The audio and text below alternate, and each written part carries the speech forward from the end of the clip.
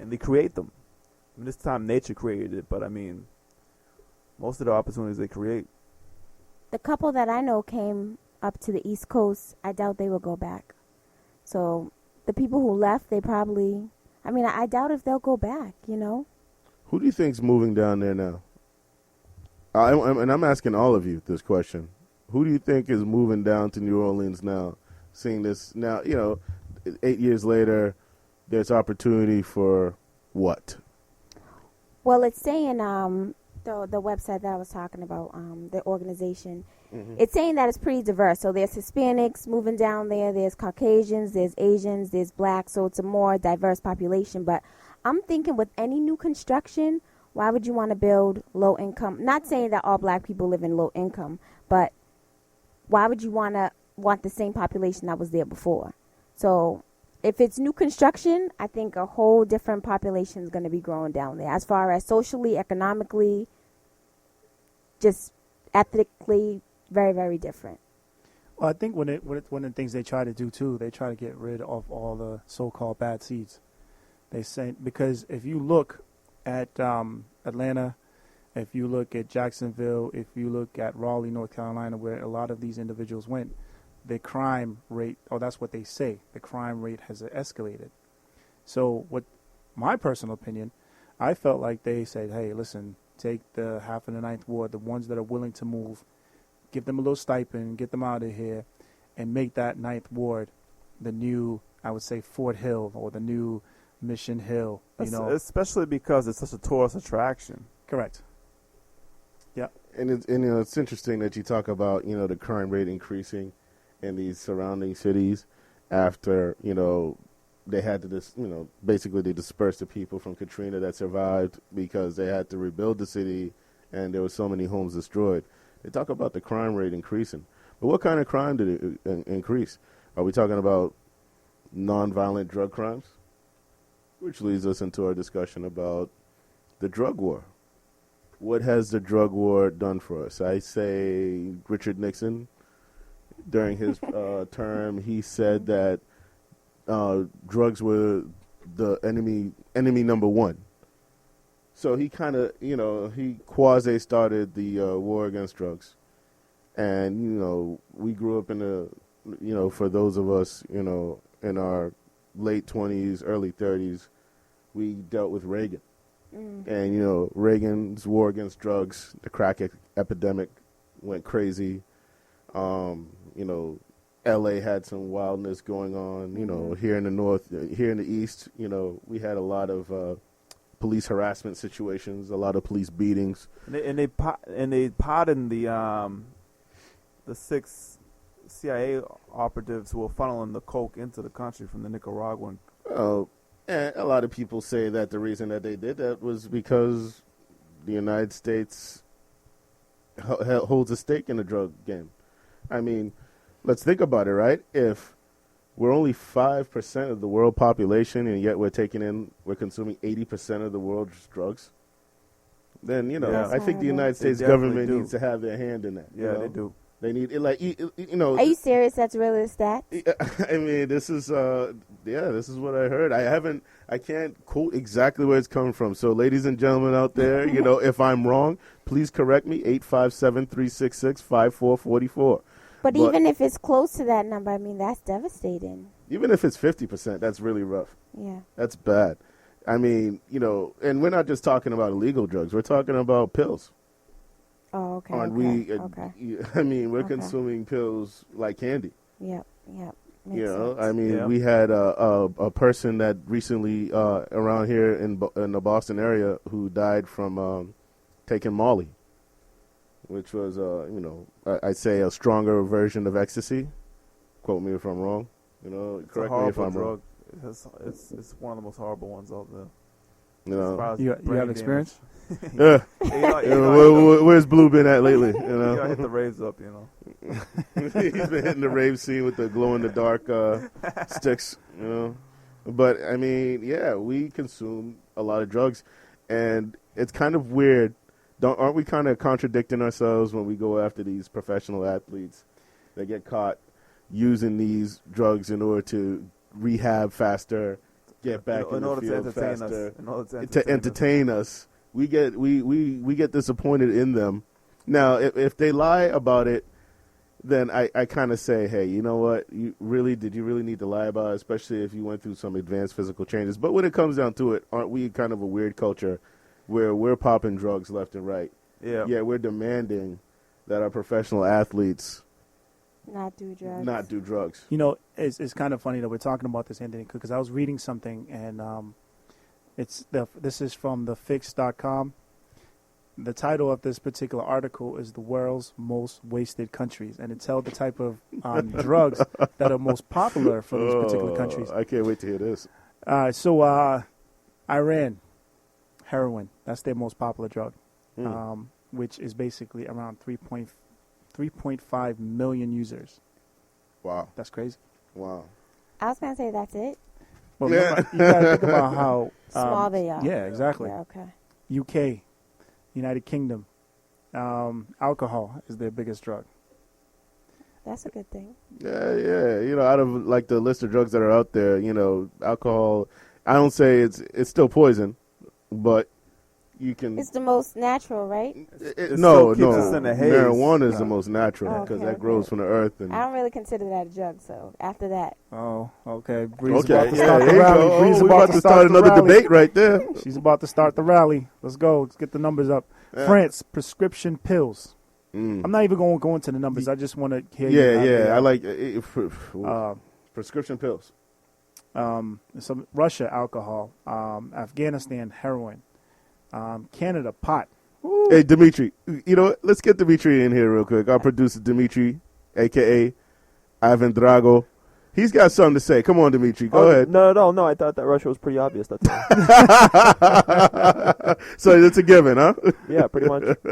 So the biggest drug in the United States is prescription pills. Yeah, Yes. I So mean, I definitely wanted to talk about that because you guys know I'm a social worker, and basically what happens is these pharmaceutical companies, the psychiatrists, basically the pharmaceutical companies come in and they, buy us basically, and they say, listen, I'll give you a trip to Hawaii, paid 10 days or 2 weeks in my biggest, in my villa, if you push my drug, and that's what happens. So it's all a money game, and it's just sad, man, because you get prescribed a pill, and then you get symptoms from that pill, so you get prescribed another pill, and it's just a pill game.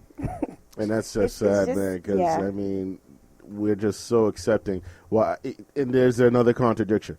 We have a war on drugs, and yet we're consumed the most drugs. Well, we're consuming the most drugs because there's a war on it. Number one, they try to sell you like, okay, you feel rebellious, automatically we have this mindset. If you tell me no, I'm going to do yes. You know what I'm saying? So that's the way they sell it. Because really, if they legalize a lot of these drugs, except, because prescription drugs are illegal. You can get that anywhere, any pharmaceutical, any CVS, whatever. But say, for instance, marijuana. If they legalize marijuana, do you know how many people would stop smoking? You know how many people would... Stop, you said? Yeah. STOP? STOP, yeah. Why would you think they would stop? Because there's a little bit of the element of, danger is taken away. Especially if you look at it from a teenager point of view. If you're a teenager, you grow up and it's just around. You're not seeing it like, I gotta do this. I gotta get in on this. You're a teenager, you grow up with it. It's legal. It's like, it's just not me. That's weird. The element of danger is gone. What's It's like when you're a teenager, right? And please, if anyone agrees with me in public on this, 857-366-5444. You grew up, you're like, don't drink alcohol. What was the first thing that you wanted to do when you felt brave enough to give it a shot? Drink you some want alcohol. to try some alcohol. Don't climb Osco Mountain. What is the first thing that you want to do? You want to climb Osco Mountain. For those of you who grew up in the Mission Park area, there was this spot behind the Osco drug. It was a cliff. It was literally a cliff. It was we called it Osco Mountain growing up. And they said of course it's dangerous to climb it, but the danger is part of fun.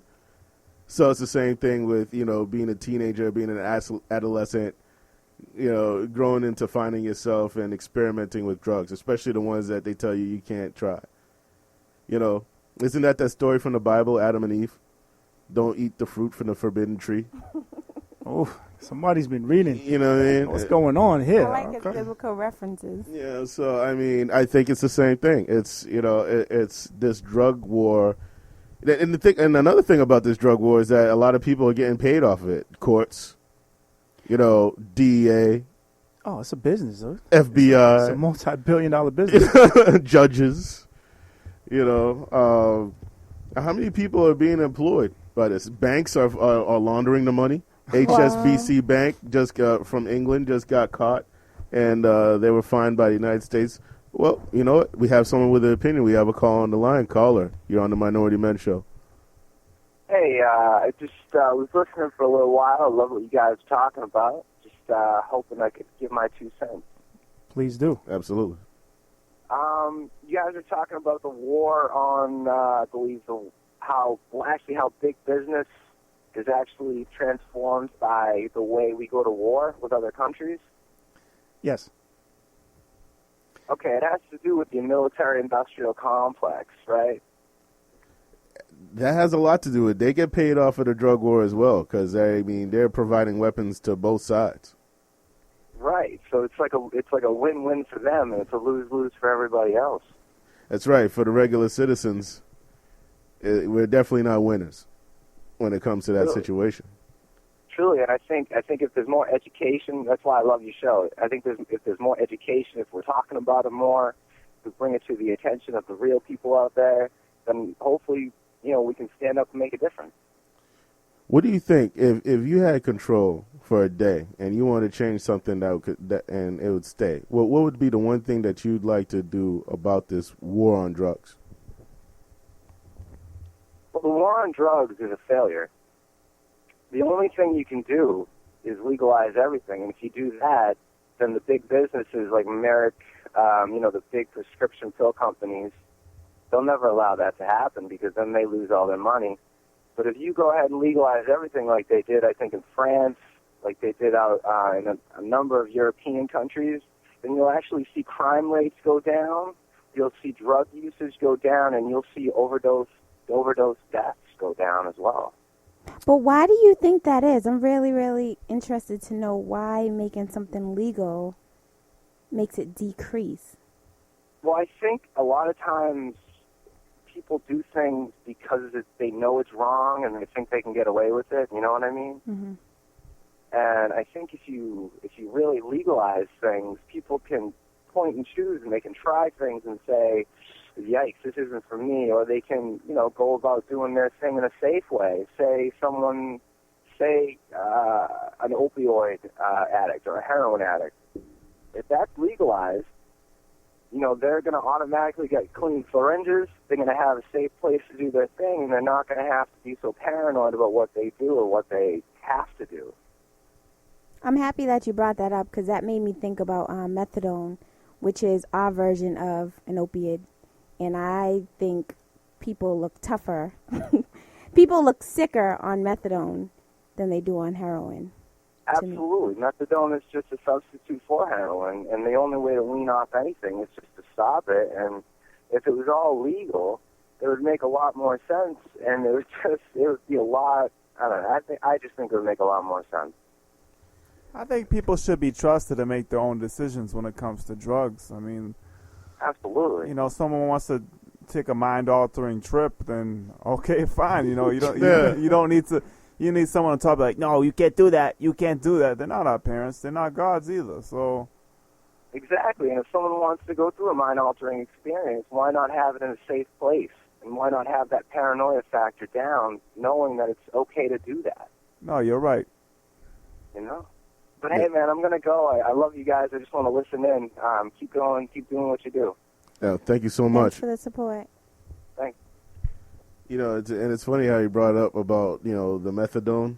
And I'm thinking, you know what, heroin, methadone is to heroin what tofu is to beef, right? It's like, isn't tofu supposed to be like some sort of meat substitute? So I'd say tofu and what's that stuff called again? What? That juice that they feed the methadone. Like I think tofu and methadone are like, both substitutes for like for the real thing.